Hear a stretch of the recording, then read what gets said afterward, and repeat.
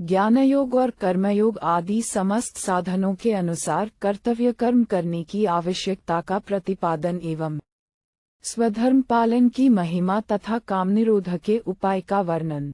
संबंध। दूसरे अध्याय में भगवान ने अशोच्यानव शोचत्वम गीता 2:11 से लेकर देहि नित्यम अवध्योयम गीता 2:30 तक आत्मतत्व का निरूपण करते हुए सांख्य योग का प्रतिपादन किया और बुद्धियोगे त्विमां शृणु गीता 2:39 से लेकर तदा योगम वापससी गीता 2:53 तक संबुद्धि रूप कर्मयोग का वर्णन किया। इसके पश्चात 54वें श्लोक से अध्याय की समाप्ति पर्यंत अर्जुन के पूछने पर भगवान ने संबुद्धि रूप कर्मयोग के द्वारा परमेश्वर को प्राप्त हुए स्थित प्रज्ञ सिद्ध पुरुष के लक्षण, आचरण और महत्व का प्रतिपादन किया। वहां कर्मयोग की महिमा कहते हुए भगवान ने 47वें और 48वें श्लोकों में कर्मयोग का स्वरूप बतलाकर अर्जुन को कर्म करने के लिए कहा। 49वें में संबुद्धि रूप कर्मयोग की अपेक्षा सकौम कर्म का स्थान बहुत ही नीचा बतलाया। 50वें में संबुद्धि युक्त पुरुष की प्रशंसा करके अर्जुन को कर्मयोग में लगने के लिए कहा। 51वें में संबुद्धि युक्त ज्ञानी पुरुष को अनामय पद की प्राप्ति बतलाई। इस प्रसंग को सुनकर अर्जुन उसका यथार्थ अभिप्राय निश्चित नहीं कर सके। बुद्धि शब्द का अर्थ ज्ञान मान लेने से उन्हें भ्रम हो गया। भगवान के वचनों में कर्म की अपेक्षा ज्ञान की प्रशंसा प्रतीत होने लगी एवं वे वचन उनको स्पष्ट न दिखाई देकर मिले हुए से जान पड़ने लगे।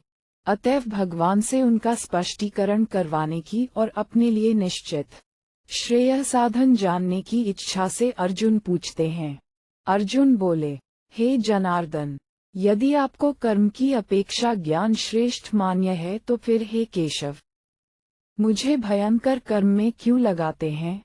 1. आप मिले हुए से वचनों से मेरी बुद्धि को मानो मोहित कर रहे हैं। 1. इसलिए उस एक बात को निश्चित करके कहिए जिससे मैं कल्याण को प्राप्त हो जाऊं। 2. संबंध। इस प्रकार अर्जुन के पूछने पर भगवान उनका निश्चित कर्तव्य भक्ति प्रधान कर्मयोग बतलाने के उद्देश्य से पहले उनके प्रश्न का उत्तर देते हुए ये दिखलाते हैं कि मेरे वचन व्यामिश अर्थात मिले हुए नहीं हैं, वर सर्वथा स्पष्ट और अलग अलग हैं।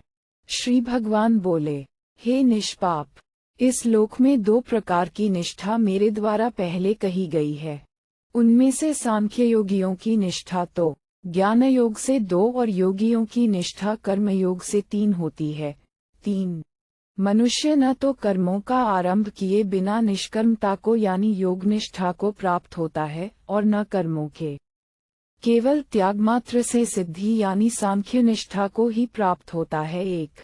निसंदेह कोई भी मनुष्य किसी भी काल में क्षण मात्र भी बिना कर्म किए नहीं रहता, क्योंकि सारा मनुष्य समुदाय प्रकृति जनित गुणों द्वारा परवश हुआ कर्म करने के लिए बाध्य किया जाता है। 2.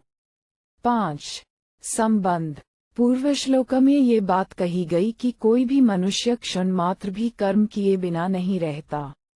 इस पर यह शंका होती है कि इंद्रियों की क्रियाओं को हठ से रोककर भी तो मनुष्य कर्मों का त्याग कर सकता है। इस पर कहते हैं, जो मुबुद्धि मनुष्य समस्त इंद्रियों को हठपूर्वक ऊपर से रोककर मन से उन इंद्रियों के विषयों का चिंतन करता रहता है, वह मिथ्याचारी अर्थात दंभी कहा जाता है। 6. किंतु हे अर्जुन, जो पुरुष मन से इंद्रियों को वश में करके अनासक्त हुआ समस्त इंद्रियों द्वारा कर्मयोग का आचरण करता है, वही श्रेष्ठ है। 7. संबंध। अर्जुन ने जो ये पूछा था कि आप मुझे घोर कर्म में क्यों लगाते हैं, उसके उत्तर में ऊपर से कर्मों का त्याग करने वाले मिथ्याचारी की निंदा और कर्मयोगी की प्रशंसा करके अब उन्हें कर्म करने के लिए आज्ञा देते हैं। तू शास्त्र विहित कर्तव्य कर्म कर, क्योंकि कर्म न करने की अपेक्षा कर्म करना श्रेष्ठ है। 5. तथा कर्म न करने से तेरा शरीर निर्वाह भी नहीं सिद्ध होगा। 8. संबंध। यहाँ ये जिज्ञासा होती है कि शास्त्र विहित यज्ञ, दान और तप आदि शुभ कर्म भी तो बंधन के हेतु माने गए हैं। फिर कर्म न करने की अपेक्षा कर्म करना श्रेष्ठ कैसे है? इस पर कहते हैं, यज्ञ के निमित्त किए जाने वाले कर्मों से अतिरिक्त दूसरे कर्मों में लगा हुआ ही यह मनुष्य समुदाय कर्मों से बंधता है। इसलिए हे अर्जुन, तू आसक्ति से रहित होकर उस यज्ञ के निमित्त ही भली भांति कर्तव्य कर्म कर। 9 संबंध। पूर्व श्लोक में भगवान ने यह बात कही कि यज्ञ के निमित्त कर्म करने वाला मनुष्य कर्मों से नहीं बंधता। इसलिए यहाँ ये जिज्ञासा होती है कि यज्ञ किसको कहते हैं, उसे क्यों करना चाहिए और उसके लिए कर्म करने वाला मनुष्य कैसे नहीं बंधता। अतएव इन बातों को समझाने के लिए भगवान ब्रह्मा जी के वचनों का प्रमाण देकर कहते हैं, प्रजापति ब्रह्मा ने कल्प के आदि में यज्ञ सहित प्रजाओं को रचकर उनसे कहा कि तुम लोग इस यज्ञ के द्वारा वृद्धि को प्राप्त हो और यह यज्ञ एक तुम लोगों को इच्छित भोग प्रदान करने वाला हो। 10 तुम लोग इस यज्ञ के द्वारा देवताओं को उन्नत करो और वे देवता तुम लोगों को उन्नत करें। इस प्रकार निस्वार्थ भाव से एक दूसरे को उन्नत करते हुए तुम लोग परम कल्याण को प्राप्त हो जाओगे। 11 यज्ञ के द्वारा बढ़ाए हुए देवता तुम लोगों को बिना मांगे ही इच्छित भोग निश्चय ही देते रहेंगे।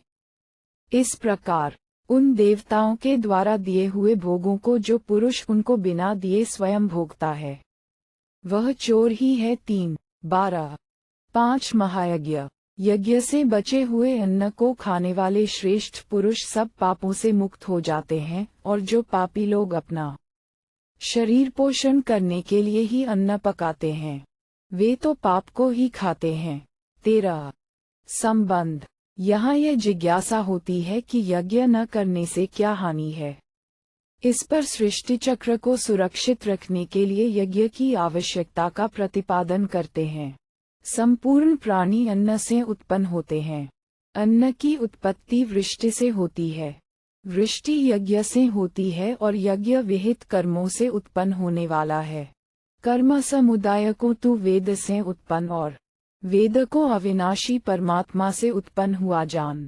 इससे सिद्ध होता है कि सर्वव्यापी परम अक्षर परमात्मा सदा ही यज्ञ में प्रतिष्ठित है।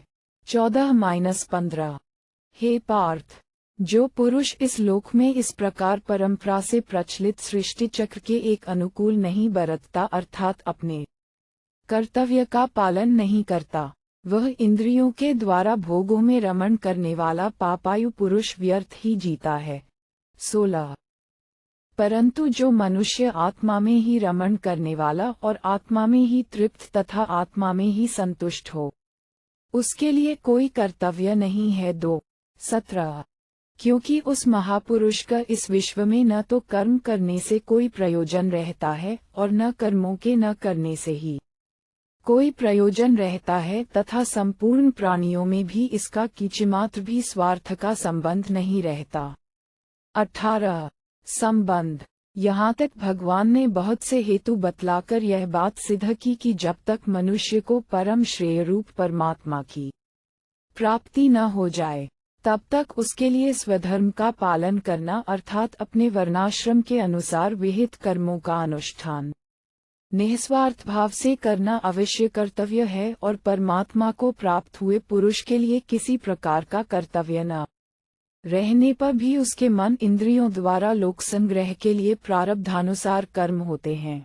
अब उपर्युक्त वर्णन का लक्ष्य कराते हुए भगवान अर्जुन को अनासक्त भाव से कर्तव्य कर्म करने के लिए आज्ञा देते हैं।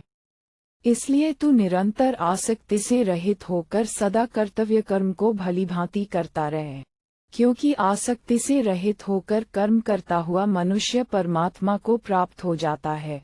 19 जनकादि ज्ञानीजन भी आसक्ति रहित कर्म द्वारा ही परम सिद्धि को प्राप्त हुए थे। 1 इसलिए तथा लोक संग्रह को देखते हुए भी तू कर्म करने को ही योग्य है, अर्थात तुझे कर्म करना ही उचित है। 2-20 संबंध।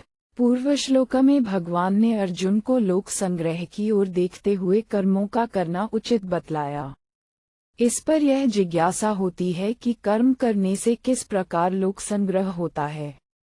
अतः यही बात समझाने के लिए कहते हैं, श्रेष्ठ पुरुष जो आचरण करता है, अन्य पुरुष भी वैसा वैसा ही आचरण करते हैं। वह जो कुछ प्रमाण कर देता है, 3 समस्त मनुष्य समुदाय उसी के अनुसार बरतने लग जाता है। 21।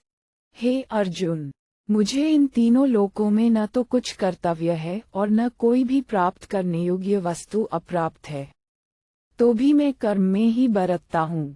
22। क्योंकि हे पार्थ, यदि कदाचित मैं सावधान होकर कर्मों में न बरतूं तो बड़ी हानि हो जाए, क्योंकि मनुष्य सब प्रकार से मेरे ही मार्ग का अनुसरण करते हैं। 4। 23। इसलिए यदि मैं कर्म न करूं तो ये सब मनुष्य नष्ट भ्रष्ट हो जाएं और मैं संकरता का करने वाला हूं तथा इस समस्त प्रजा को नष्ट करने वाला बनूं। 5। 24। इसलिए हे भारत, कर्म में आसक्त हुए अज्ञानी जन जिस प्रकार कर्म करते हैं, आसक्ति रहित विद्वान भी लोक संग्रह करना चाहता हुआ उसी प्रकार कर्म करे। 1। 25। परमात्मा के स्वरूप में अटल स्थित हुए ज्ञानी पुरुष को चाहिए कि वह शास्त्र विहित कर्मों में आसक्ति वाले अज्ञानियों की बुद्धि में भ्रम अर्थात कर्मों में अश्रद्धा उत्पन्न न करे, किंतु स्वयं शास्त्र विहित समस्त कर्म भली भांति करता हुआ उनसे भी वैसे ही करवावे। 2। 26। वास्तव में संपूर्ण कर्म सब प्रकार से प्रकृति के गुणों द्वारा किए जाते हैं, तो भी जिसका अंतःकरण अहंकार से मोहित हो रहा है, ऐसा अज्ञानी मैं करता हूँ ऐसा मानता है। 3। 27। परंतु हे महाबाहो, गुण विभाग और कर्म विभाग के तत्व को जानने वाला एक ज्ञानयोगी संपूर्ण गुण ही गुणों में बरत रहे हैं, ऐसा समझकर उनमें आसक्त नहीं होता। 28। प्रकृति के गुणों से अत्यंत मोहित हुए मनुष्य गुणों में और कर्मों में आसक्त रहते हैं। उन पूर्णतया न समझने वाले मंदबुद्धि अज्ञानियों को पूर्णतया जानने वाला ज्ञानी विचलित न करे। 2। 29। संबंध। अर्जुन की प्रार्थना के अनुसार भगवान ने उसे एक निश्चित कल्याणकारक साधन बतलाने के उद्देश्य से चौथे श्लोक से लेकर यहाँ तक ये बात सिद्ध की कि मनुष्य किसी भी स्थिति में क्यों न हो, उसे अपने वर्ण, आश्रम, स्वभाव और परिस्थिति के अनुरूप विहित कर्म करते ही रहना चाहिए। इस बात को सिद्ध करने के लिए पूर्व श्लोकों में भगवान ने क्रमशः निम्नलिखित बातें कही हैं। 1. कर्म किए बिना नैष्कर्म्य सिद्धि रूप कर्मनिष्ठा नहीं मिलती। गीता 3:4। 2. कर्मों का त्याग कर देने मात्र से ज्ञान निष्ठा सिद्ध नहीं होती। गीता 3:4। 3. एक क्षण के लिए भी मनुष्य सर्वथा कर्म किए बिना नहीं रह सकता। गीता 3:5। 4. बाहर से कर्मों का त्याग करके मन से विषयों का चिंतन करते रहना मिथ्याचार है। गीता 3:6। 5. मन इंद्रियों को वश में करके निष्काम भाव से कर्म करने वाला श्रेष्ठ है। गीता 3:7। 6. कर्म न करने की अपेक्षा कर्म करना श्रेष्ठ है। गीता 3:8। 7. बिना कर्म किए शरीर निर्वाह भी नहीं हो सकता। गीता 3:8। 8. यज्ञ के लिए किए जाने वाले कर्म बंधन करने वाले नहीं, बल्कि मुक्ति के कारण हैं। गीता 3:9। 9. कर्म करने के लिए प्रजापति की आज्ञा है और निस्वार्थ भाव से उसका पालन करने से श्रेय की प्राप्ति होती है। गीता 3:10-11। 10. कर्तव्य का पालन किए बिना भोगों का उपभोग करने वाला चोर है। गीता 3:12। 11. कर्तव्य का पालन करके यज्ञ शेष से शरीर निर्वाह के लिए भोजन आदि करने वाला सब पापों से छूट जाता है। गीता 3:13। 12. जो यज्ञादि न करके केवल शरीर पालन के लिए भोजन पकाता है, वह पापी है। गीता 3:13। 13. कर्तव्य कर्म के त्याग द्वारा सृष्टि चक्र में बाधा पहुंचाने वाले मनुष्य का जीवन व्यर्थ और पापमय है। गीता 3:16। 14. अनासक्त भाव से कर्म करने से परमात्मा की प्राप्ति होती है। गीता 3:19। 15 पूर्व काल में जनकादि ने भी कर्मों द्वारा ही सिद्धि प्राप्त की थी। गीता 3:20।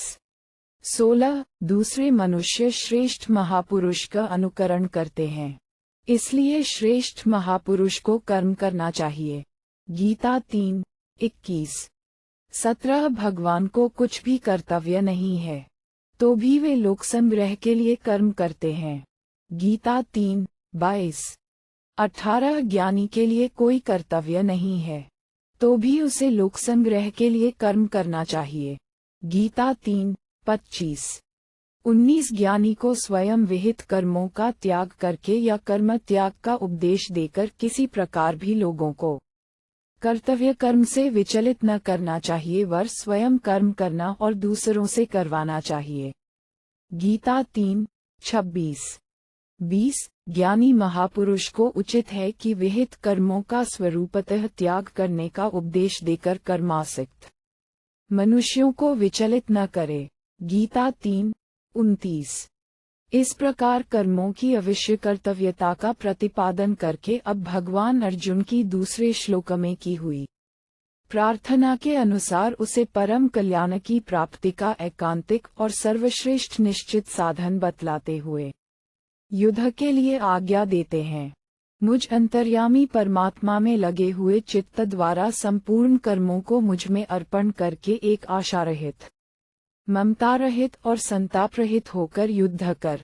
30 जो कोई मनुष्य दोष दृष्टि से रहित और श्रद्धायुक्त होकर मेरे इस मत का सदा अनुसरण करते हैं, वे भी संपूर्ण कर्मों से छूट जाते हैं। 31 परंतु जो मनुष्य मुझ में दोषारोपण करते हुए मेरे इस मत के अनुसार नहीं चलते हैं, उन मूर्खों को तू संपूर्ण ज्ञानों में मोहित और नष्ट हुए ही समझ।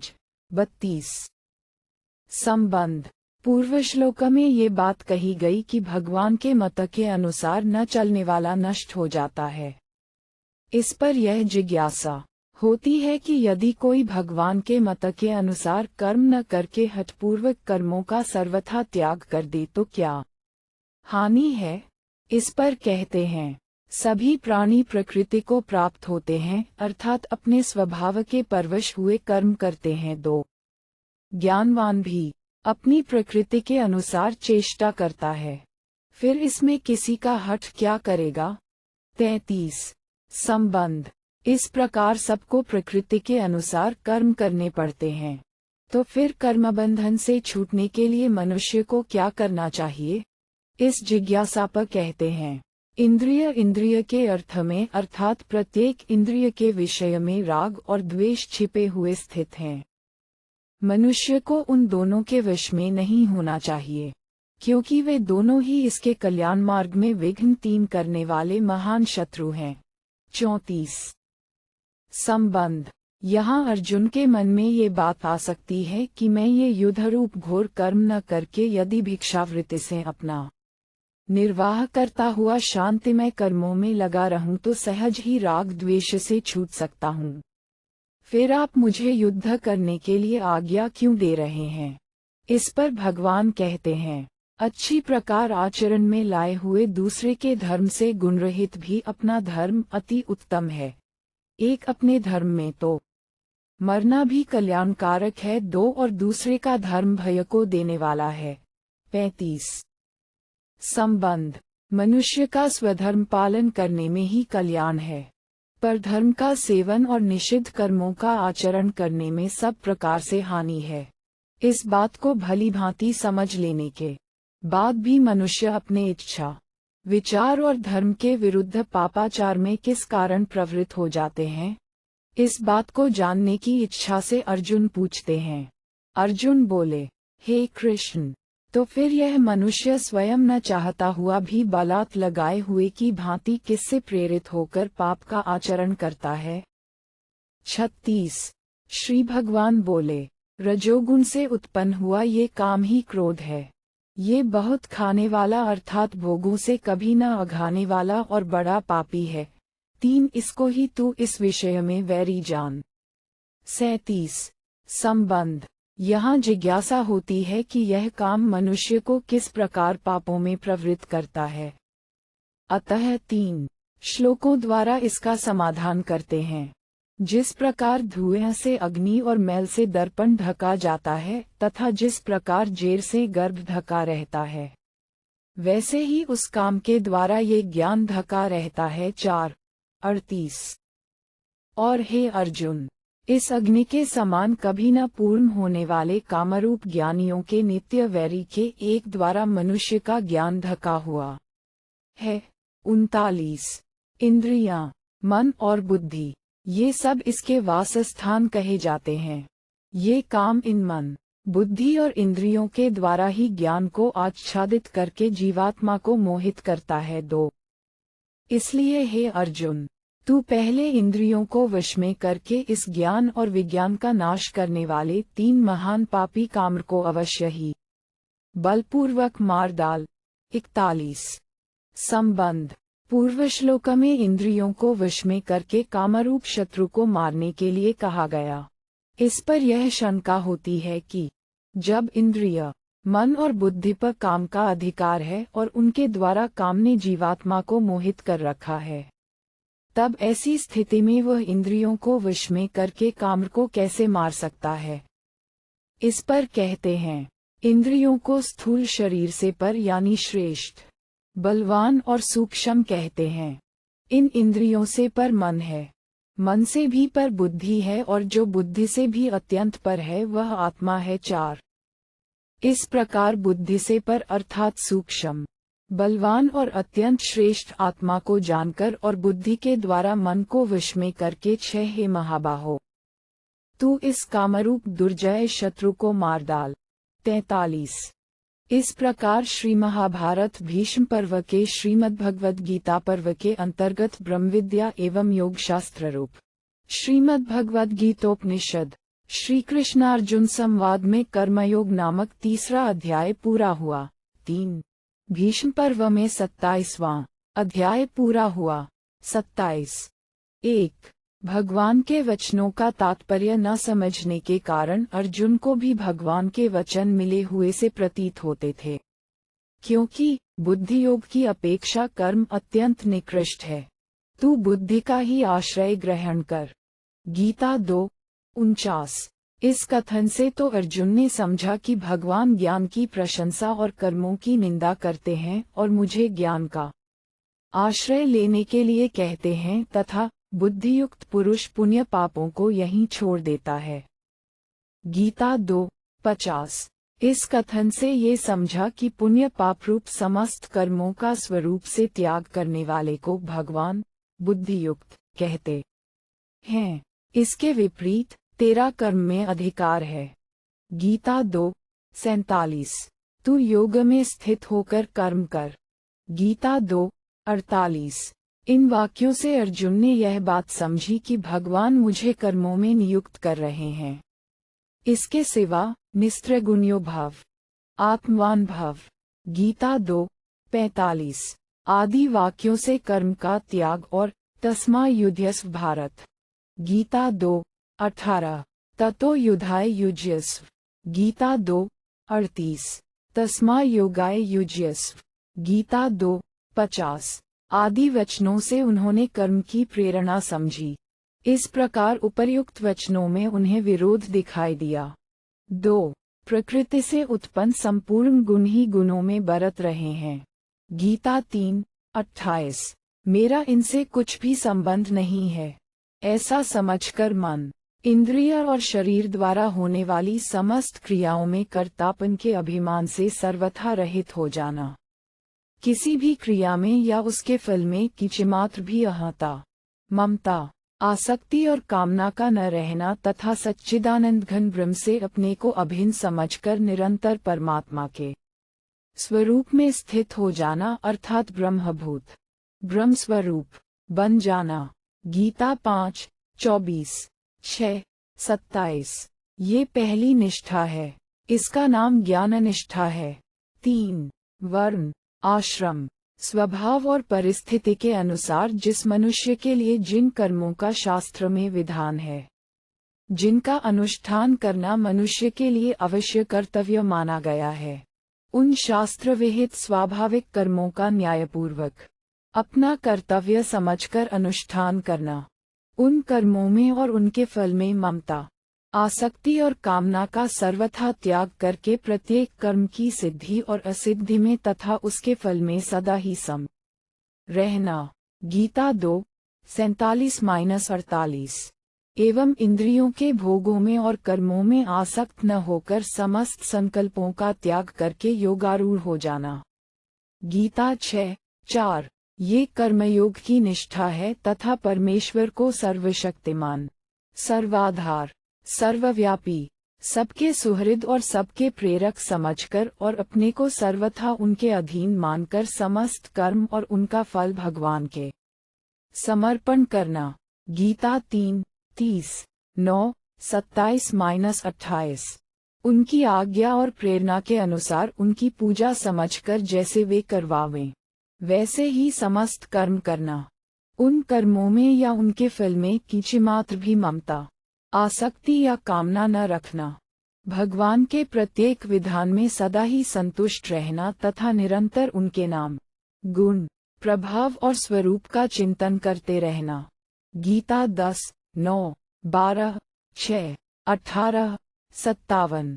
ये भक्ति प्रधान कर्मयोग की निष्ठा है। 1.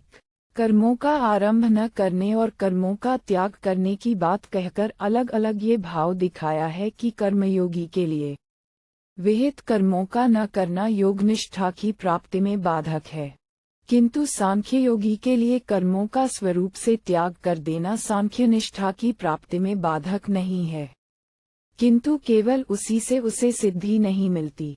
सिद्धि की प्राप्ति के लिए उसे कर्तापन का त्याग करके सच्चिदानंद घन ब्रह्म में अभेद भाव से स्थित होना आवश्यक है। अतएव उसके लिए कर्मों का स्वरूपतः त्याग करना मुख्य बात नहीं है, भीतरी त्याग ही प्रधान है और कर्मयोगी के लिए स्वरूप से कर्मों का त्याग न करना विधेय है।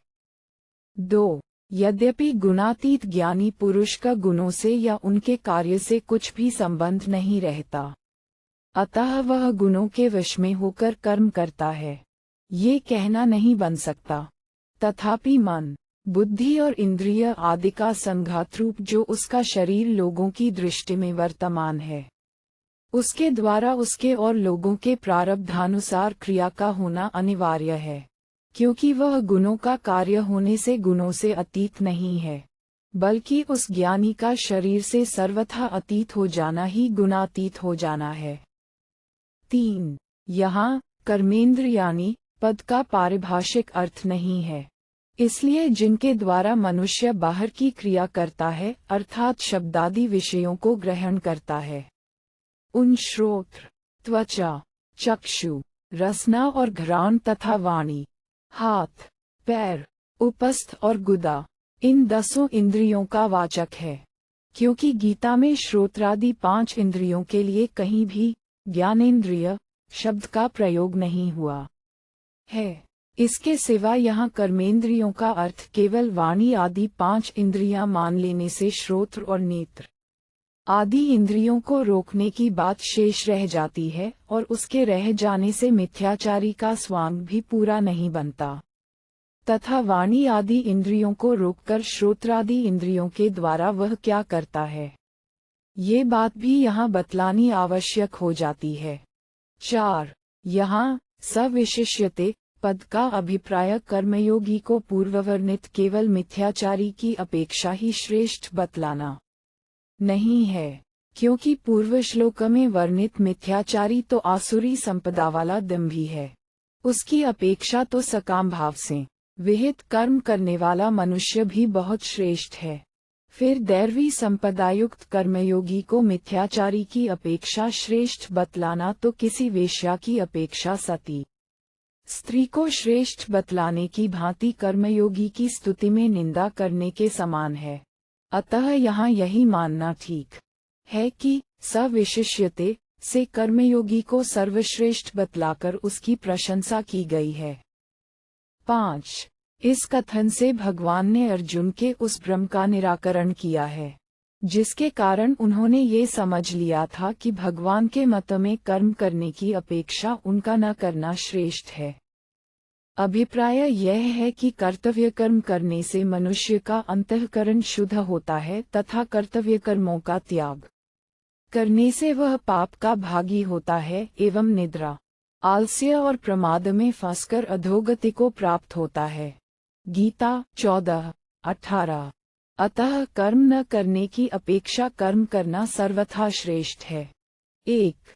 समस्त मनुष्यों के लिए वर्ण, आश्रम, स्वभाव और परिस्थिति के भेद से भिन्न भिन्न यज्ञ, दान, तप, प्राणायाम, इंद्रिय संयम, अध्ययन अध्यापन, प्रजापालन, युद्ध, कृषि, वाणिज्य और सेवा आदि कर्तव्य कर्मों से सिद्ध होने वाला जो स्वधर्म है, उसका नाम यज्ञ है। 2. इस कथन से ब्रह्मा जी ने ये भाव दिखलाया है कि इस प्रकार अपने अपने स्वार्थ का त्याग करके एक दूसरे को उन्नत बनाने के लिए अपने कर्तव्य का पालन करने से तुम लोग इस सांसारिक उन्नति के साथ साथ परम कल्याण रूप मोक्ष को भी प्राप्त हो जाओगे। अभिप्राय यह है कि यहाँ देवताओं के लिए तो ब्रह्मा जी का यह आदेश है कि मनुष्य यदि तुम लोगों की सेवा, पूजा, यज्ञादि न करें तो भी तुम कर्तव्य समझकर उनकी उन्नति करो, और मनुष्यों के प्रति यह आदेश है कि देवताओं की उन्नति और पुष्टि के लिए ही स्वार्थ त्याग पूर्वक देवताओं की सेवा, पूजा, यज्ञादि कर्म करो। इसके सिवा अन्य ऋषि, पितर, मनुष्य, पशु, पक्षी, कीट, पतंग आदि को भी निस्वार्थ भाव से स्वधर्म पालन के द्वारा सुख पहुँचाओ। 3. देवता लोग सृष्टि के आदिकाल से मनुष्यों को सुख पहुँचाने के लिए उनकी आवश्यकताओं को पूर्ण करने के निमित्त पशु, पक्षी, औषध, वृक्ष, तृण आदि के सहित सबकी पुष्टि कर रहे हैं और अन्न, जल, पुष्प, फल, धातु आदि मनुष्योपयोगी समस्त वस्तुएं मनुष्यों को दे रहे हैं। जो मनुष्य उन सब वस्तुओं को उन देवताओं का ऋण चुकाए बिना, उनका न्यायोचित स्वत्व उन्हें अर्पण किए बिना स्वयं अपने काम में लाता है, वह चोर होता है। 4. सृष्टि कार्य के सुचारू रूप से संचालन में और सृष्टि के जीवों का भलीभांति भरण पोषण होने में 5 श्रेणी के प्राणियों का परस्पर संबंध है। देवता, ऋषि, पितर, मनुष्य और अन्य प्राणी, इन पांचों के सहयोग से ही सबकी पुष्टि होती है। देवता समस्त संसार को इष्ट भोग देते हैं, ऋषि महर्षि सबको ज्ञान देते हैं, पितर लोग संतान का भरण पोषण करते और हित चाहते हैं, मनुष्य कर्मों के द्वारा सबकी सेवा करते हैं और पशु, पक्षी, वृक्षादि सबके सुख के साधन रूप में अपने को समर्पित किए रहते हैं। इन पांचों में योग्यता, अधिकार और साधन संपन्न होने के कारण सबकी पुष्टि का दायित्व मनुष्य पर है। इसी से मनुष्य शास्त्रीय कर्मों के द्वारा सबकी सेवा करता है। पंच महायज्ञ से यहाँ लोक सेवा रूप शास्त्रीय सत्कर्म ही विवक्षित है। इस दृष्टि से मनुष्य का ये कर्तव्य है कि वह जो कुछ भी कमावे उसमें इन सब का भाग समझे, क्योंकि वह सबकी सहायता और सहयोग से ही कमाता खाता है। इसीलिए जो यज्ञ करने के बाद बचे हुए अन्न को, अर्थात इन सबको उनका प्राप्य भाग देकर उससे बचे हुए अन्न को खाता है, उसी को शास्त्रकार अमृताशी, अमृत खाने वाला बतलाते हैं। 1. मनुष्य के द्वारा की जाने वाली शास्त्र विहित क्रियाओं से यज्ञ होता है। यज्ञ से वृष्टि होती है, वृष्टि से अन्न होता है, अन्न से प्राणी उत्पन्न होते हैं, पुनः उन प्राणियों के ही अंतर्गत मनुष्य के द्वारा किए हुए कर्मों से यज्ञ और यज्ञ से वृष्टि होती है। इस तरह ये सृष्टि परंपरा सदा से चक्र की भांति चली आ रही है। 2. उपर्युक्त विशेषणों से युक्त महापुरुष परमात्मा को प्राप्त है, अतएव उसके समस्त कर्तव्य समाप्त हो चुके हैं, वह कृतकृत्य हो गया है। क्योंकि मनुष्य के लिए जितना भी कर्तव्य का विधान किया गया है, उस सब का उद्देश्य केवल मात्र एक परम कल्याण स्वरूप परमात्मा को प्राप्त करना है। अतएव वह उद्देश्य जिसका पूर्ण हो गया, उसके लिए कुछ भी करना शेष नहीं रहता, उसके कर्तव्य की समाप्ति हो जाती है। 1.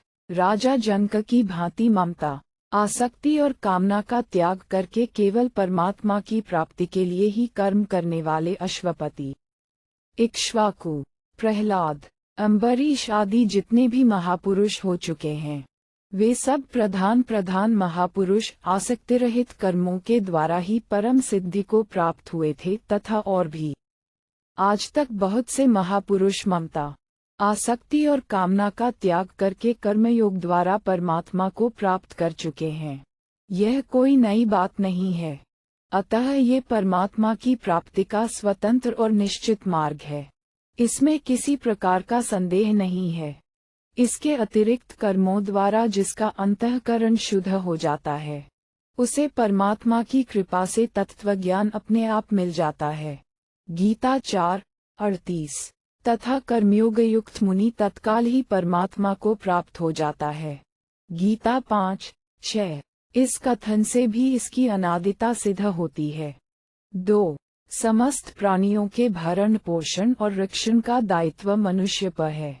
अतः अपने वर्ण, आश्रम, स्वभाव और परिस्थिति के अनुसार कर्तव्य कर्मों का भलीभांति आचरण करके जो दूसरे लोगों को अपने आदर्श के द्वारा दुर्गुण दुराचार से हटाकर स्वधर्म में लगाए रखना है। यही लोक संग्रह है। अतः कल्याण चाहने वाले मनुष्य को परम श्रेय रूप परमेश्वर की प्राप्ति के लिए तो आसक्ति से रहित होकर कर्म करना उचित है ही। इसके सिवा लोक संग्रह के लिए भी मनुष्य को कर्म करते रहना उचित है। उसका त्याग करना किसी प्रकार भी उचित नहीं है। 3. श्रेष्ठ पुरुष स्वयं आचरण करके और लोगों को शिक्षा देकर जिस बात को प्रामाणिक कर देता है, अर्थात लोगों के अंतःकरण में विश्वास करा देता है कि अमुक कर्म अमुक मनुष्य को इस प्रकार करना चाहिए, उसी के अनुसार साधारण मनुष्य चेष्टा करने लग जाते हैं। 4. बहुत लोग तो मुझे बड़ा शक्तिशाली और श्रेष्ठ समझते हैं और बहुत से मर्यादा पुरुषोत्तम समझते हैं। इस कारण जिस कर्म को मैं जिस प्रकार करता हूँ, दूसरे लोग भी मेरी देखा देखी उसे उसी प्रकार करते हैं, अर्थात मेरी नकल करते हैं। ऐसी स्थिति में यदि मैं कर्तव्य कर्मों की अवहेलना करने लगूं, उनमें सावधानी के साथ विधिपूर्वक न बरतूं, तो लोग भी उसी प्रकार करने लग जाएं और ऐसा करके स्वार्थ और परमार्थ दोनों से वंचित रह जाएं। अतएव लोगों को कर्म करने की रीति सिखलाने के लिए मैं समस्त कर्मों में स्वयं बड़ी सावधानी के साथ विधिवत बरतता हूँ। कभी कहीं भी जरा भी असावधानी नहीं करता। 5. जिस समय कर्तव्य भ्रष्ट हो जाने से लोगों में सब प्रकार की संकरता फैल जाती है, उस समय मनुष्य भोगपरायण और स्वार्थाद होकर भिन्न भिन्न साधनों से एक दूसरे का नाश करने लग जाते हैं। अपने अत्यंत क्षुद्र और क्षणिक सुखोपभोग के लिए दूसरों का नाश कर डालने में जरा भी नहीं हिचकते। इस प्रकार अत्याचार बढ़ जाने पर उसी के साथ साथ नई नई दैवी विपत्तियां भी आने लगती हैं, जिनके कारण सभी प्राणियों के लिए आवश्यक खान पान और जीवन धारण की सुविधाएं प्रायः नष्ट हो जाती हैं।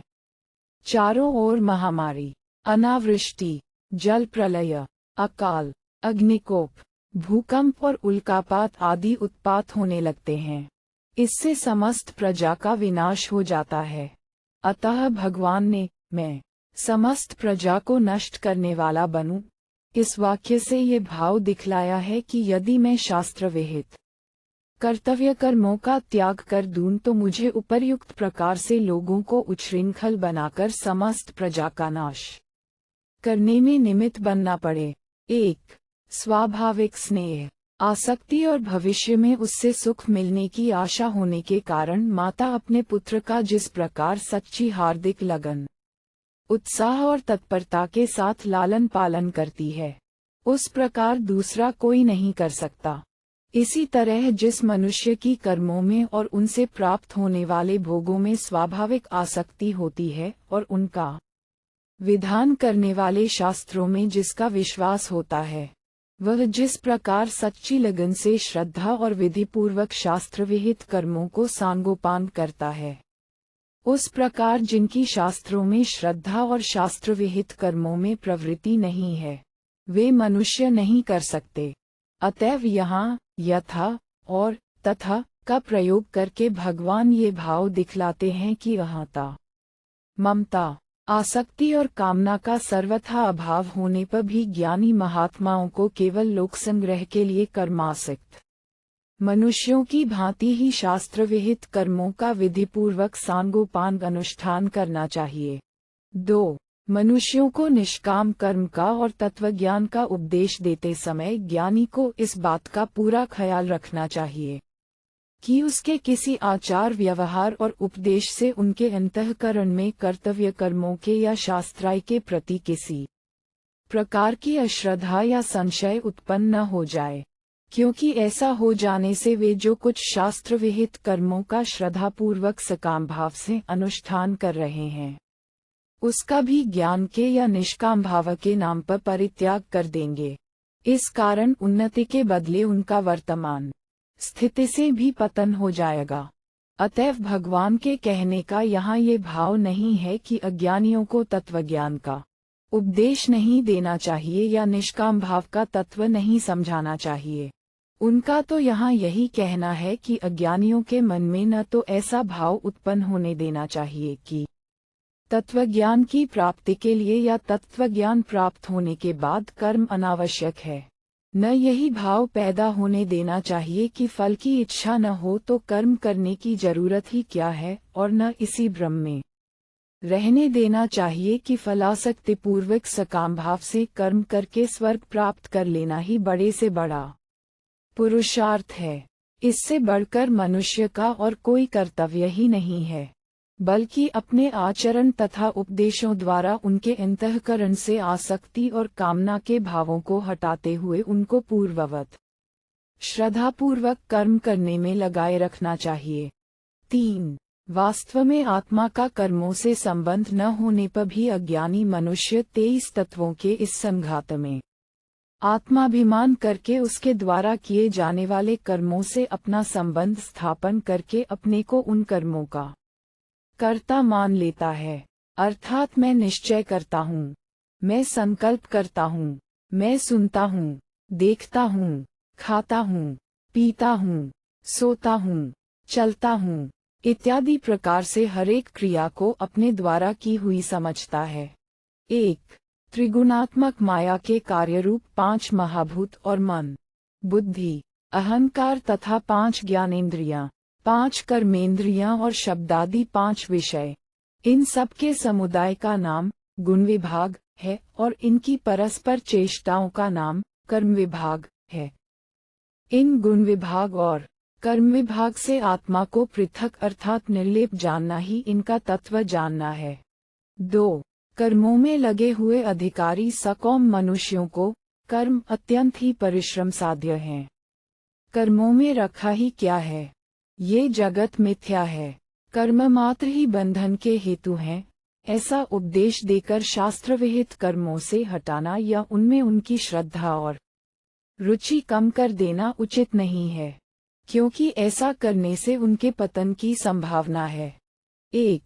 सर्वांतर्यामी परमेश्वर के गुण, प्रभाव और स्वरूप को समझकर उन पर विश्वास करने वाले और निरंतर सर्वत्र उनका चिंतन करते रहने वाले चित्त के द्वारा जो भगवान को सर्वशक्तिमान, सर्वाधार, सर्वव्यापी, सर्वज्ञ, सर्वेश्वर तथा परम प्राप्य, परम गति, परम हितैषी, परम प्रिय, परम सुहृद और परम दयालु समझकर अपने अंतःकरण और इंद्रियों सहित शरीर को, उनके द्वारा किए जाने वाले कर्मों को और जगत के समस्त पदार्थों को भगवान के जानकर उन सब में ममता और आसक्ति का सर्वथा त्याग कर देना तथा मुझमें कुछ भी करने की शक्ति नहीं है, भगवान ही सब प्रकार की शक्ति प्रदान करके मेरे द्वारा अपने इच्छानुसार यथायोग्य समस्त कर्म करवा रहे हैं, मैं तो केवल निमित्त मात्र हूँ।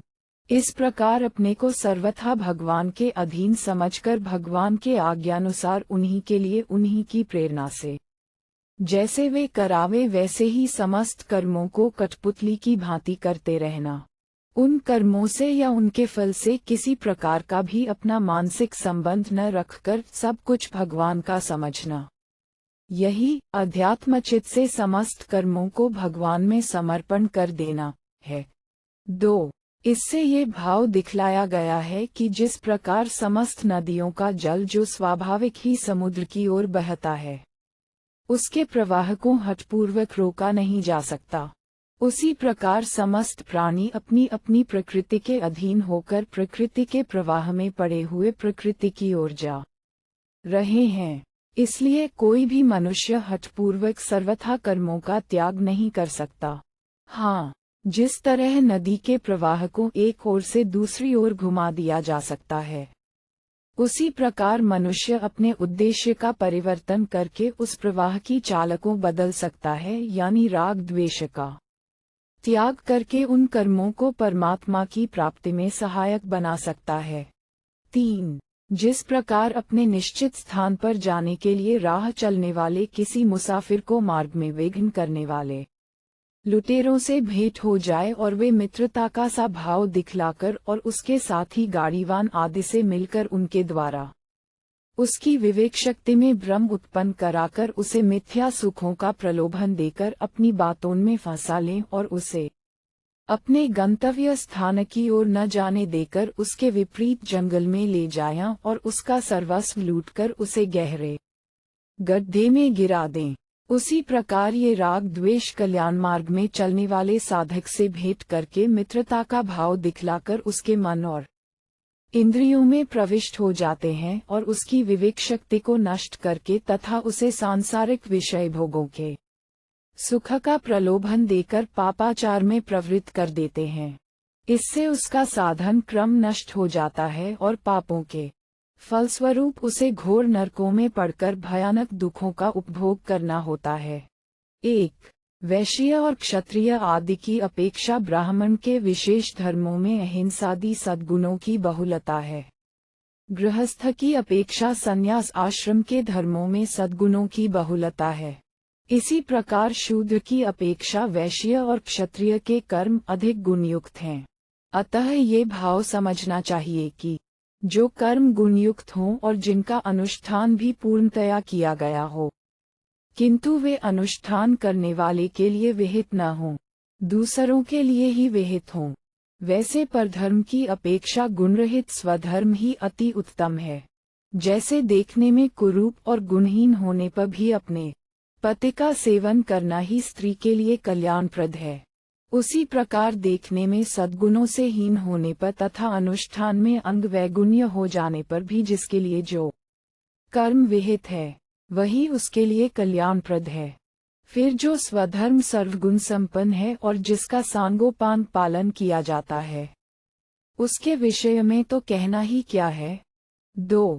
किसी प्रकार की आपत्ति आने पर मनुष्य अपने धर्म से न डिगे और उसके कारण उसका मरण हो जाए तो वह मरण भी उसके लिए कल्याण करने वाला हो जाता है। 3.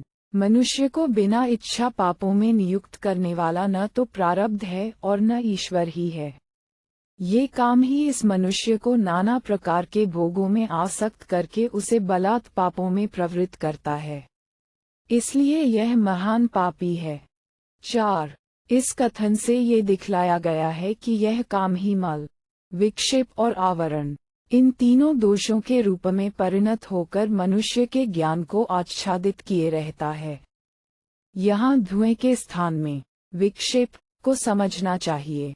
जिस प्रकार धुआं चंचल होते हुए भी अग्नि को ढक लेता है, उसी प्रकार विक्षेप चंचल होते हुए भी ज्ञान को ढके रहता है, क्योंकि बिना एकाग्रता के अंतःकरण में ज्ञान शक्ति प्रकाशित नहीं हो सकती, वह दबी रहती है। मैल के स्थान में मल दोष को समझना चाहिए।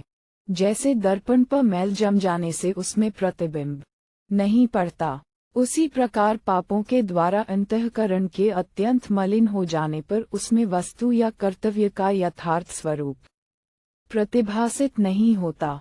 इस कारण मनुष्य उसका यथार्थ विवेचन नहीं कर सकता एवं जेर के स्थान में आवरण को समझना चाहिए। जैसे जेर से गर्भ सर्वथा आच्छादित रहता है, उसका कोई अंश भी दिखलाई नहीं देता, वैसे ही आवरण से ज्ञान सर्वथा ढका रहता है। जिसका अंतःकरण अज्ञान से मोहित रहता है, वह मनुष्य निद्रा और आलस्यादि के सुख में फंसकर किसी प्रकार का विचार करने में प्रवृत्त ही नहीं होता। 1. यहाँ ज्ञानी शब्द यथार्थ ज्ञान की प्राप्ति के लिए साधन करने वाले विवेकशील साधकों का वाचक है। यह कामरूप शत्रु उन साधकों के अंतःकरण में विवेक, वैराग्य और निष्काम भाव को स्थिर नहीं होने देता, उनके साधन में बाधा उपस्थित करता रहता है। इस कारण इसको ज्ञानियों का नित्य वैरी बतलाया गया है। 2. ये काम मनुष्य के मन, बुद्धि और इंद्रियों में प्रविष्ट होकर उसकी विवेक शक्ति को नष्ट कर देता है और भोगों में सुख दिखलाकर उसे पापों में प्रवृत्त कर देता है, जिससे मनुष्य का अधःपतन हो जाता है। इसलिए शीघ्र ही सचेत हो जाना चाहिए। 3. भगवान के निर्गुण निराकार तत्व के प्रभाव, महात्म्य और रहस्य से युक्त यथार्थ ज्ञान को ज्ञान तथा सगुण निराकार और दिव्य साकार तत्व के लीला, रहस्य, गुण, महत्व और प्रभाव से युक्त यथार्थ ज्ञान को विज्ञान कहते हैं। इस ज्ञान और विज्ञान की यथार्थ प्राप्ति के लिए हृदय में जो आकांक्षा उत्पन्न होती है, उसको यह महान कामरूप शत्रु अपनी मोहिनी शक्ति के द्वारा नित्य निरंतर दबाता रहता है, अर्थात उस आकांक्षा की जागृति से उत्पन्न ज्ञान विज्ञान के साधनों में बाधा पहुंचाता रहता है। इसी कारण ये प्रकट नहीं हो पाते। इसीलिए काम्र को उनका नाश करने वाला बतलाया गया है। 4. आत्मा सबका आधार, कारण, प्रकाशक और प्रेरक तथा सूक्ष्म, व्यापक, श्रेष्ठ, बलवान और नित्य चेतन होने के कारण उसे अत्यंत पर कहा गया है। 5. शरीर, इंद्रिय, मन, बुद्धि और जीव, इन सभी का वाचक आत्मा है।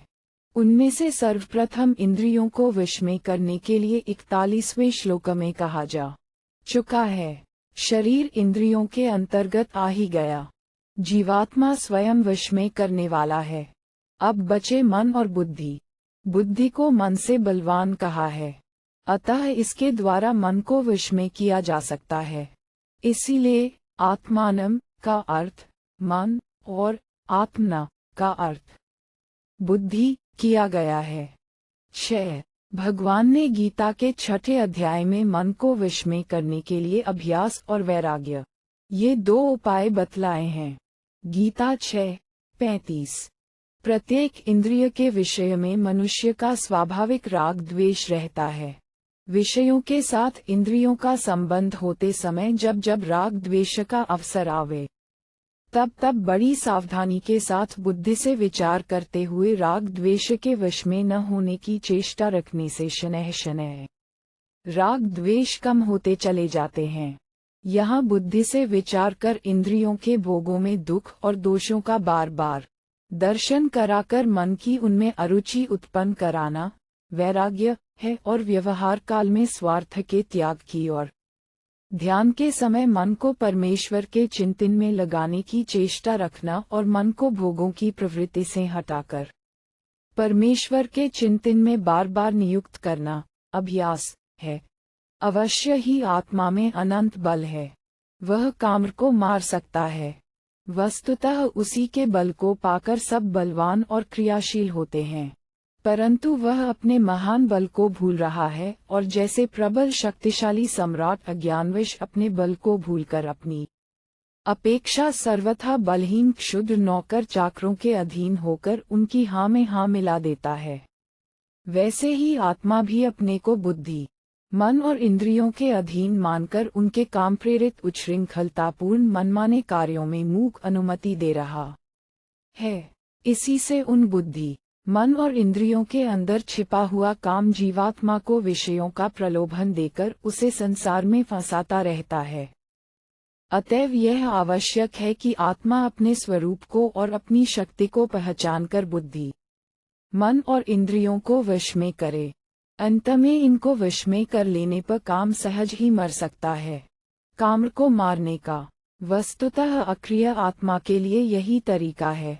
इसलिए बुद्धि के द्वारा मन को वश में करके काम्र को मारना चाहिए।